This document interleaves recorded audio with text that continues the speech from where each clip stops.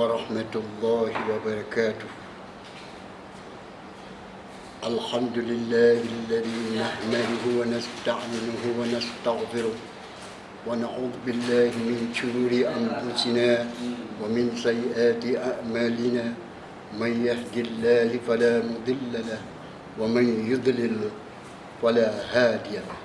Asyhadu an la ilaha illallah wahdahu la syarika lahu wa asyhadu anna Muhammadan abduhu wa rasuluhu la nabiyya ba'da. Raditu billahi rabba wa bil islami dina wa bi Muhammadin nabiyyan wa rasulah. Hadirin yang dimuliakan Allah Subhanahu wa taala, pemirsa di mana saja berada, alhamdulillah pada hari yang sangat mulia ini kita telah dapat berjumpa untuk sejenak kita memikirkan untuk akhirat. Rasulullah sallallahu alaihi wasallam berkata, yang artinya di akhirat nanti itu kebanyakan penghuni neraka adalah dari wanita-wanita yang tidak patuh, dari wanita-wanita yang tidak patuh kepada suaminya. Itu kebanyakan mereka penghuni neraka. Ada empat macam wanita penghuni neraka nanti di hari akhirat. Pertama adalah yang lisannya sangat tajam kepada suaminya. Itu lisannya seperti silet tajamnya kepada suaminya. Dia selalu ngomel apabila suaminya telah pulang ke rumahnya. Dia selalu marah-marah kepada suaminya apabila suaminya baru pulang kerja. Sehingga manusia ini atau wanita ini nanti adalah sebagai calon-calon penghuni neraka. Pemirsa yang dimuliakan Allah Subhanahu wa taala, yang kedua adalah wanita yang membebankan suaminya. Dia bebankan suaminya yang suaminya tidak sanggup untuk dibebaninya.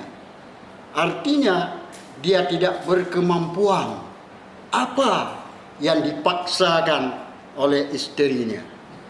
Ini juga nanti dia penghuni daripada neraka Allah Subhanahu wa taala. Na'udzubillahi min dzalik.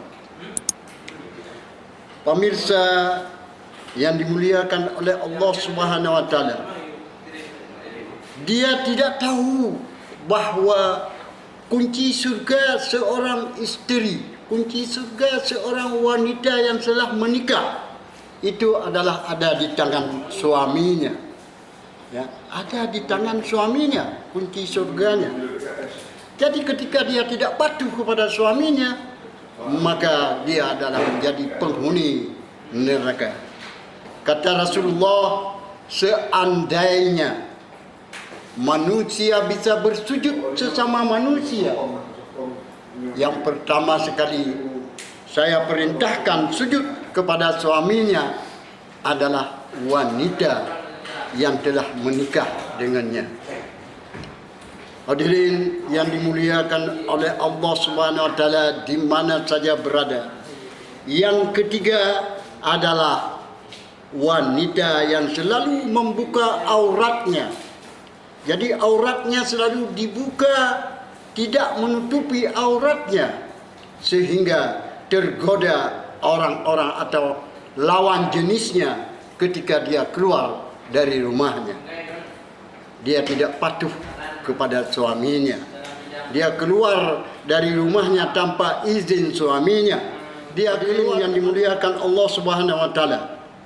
Ketika seorang isteri membuat lembut kepada suaminya, sekeras apapun suaminya, sekeras batu pun suaminya, jika dia lembut kepada suaminya, pasti suaminya akan menyerah kepadanya.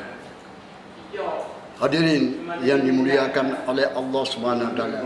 Ketika seorang wanita itu kasar kepada suaminya, dia kasar kepada suaminya, ya.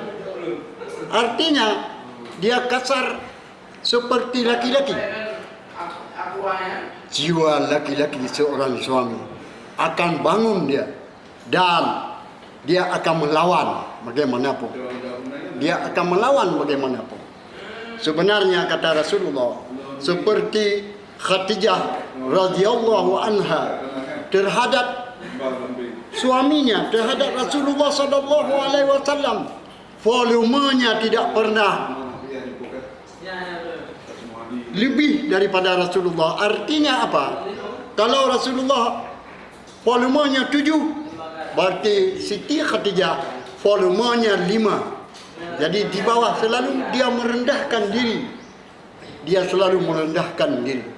Tapi seorang laki-laki itu, kalau dia kasar, wanita kasar kepada laki-laki, maka kelelakiannya itu akan bertambah hebat. Dia akan melawan. Sekali dia banting pintu, dia 7 kali akan dia banting pintu oleh suaminya. Hadirin yang dimuliakan Allah Subhanahu wa taala. Yang keempat, wanita penghuni neraka itu adalah wanita yang punya komitmen hidupnya hanya untuk makan, hanya untuk minum, hanya untuk biologis saja.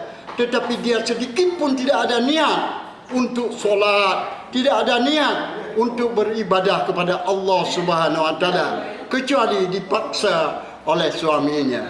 Masya Allah. Na'udzubillahi min dzalik. Na'udzubillahi min dzalik. Begitulah di zaman yang pasca ini, ya, nanti Allah Subhanahu wa taala kepada mereka itu Allah tidak mau melihat sedikit pun. Wala yanzuru ilaihim. Dia tidak akan dilihat sedikit pun oleh Allah Subhanahu wa taala. Wala yuzakkihim. Dia tidak akan disucikan oleh Allah Subhanahu wa taala. Apa juga akan diberikan oleh Allah Subhanahu wa taala kepada dia? Yaitu walahum azabun alim. Dia akan diazab dengan azab seperti pedihnya. Yaitu itulah 4 macam wanita nanti akan menjadi penghuni-penghuni neraka. Na'udzubillahi min dzalik. Hanya ini saja karena waktu yang singkat. Billahi taufiq wa hidayah. Wassalamualaikum warahmatullahi wabarakatuh.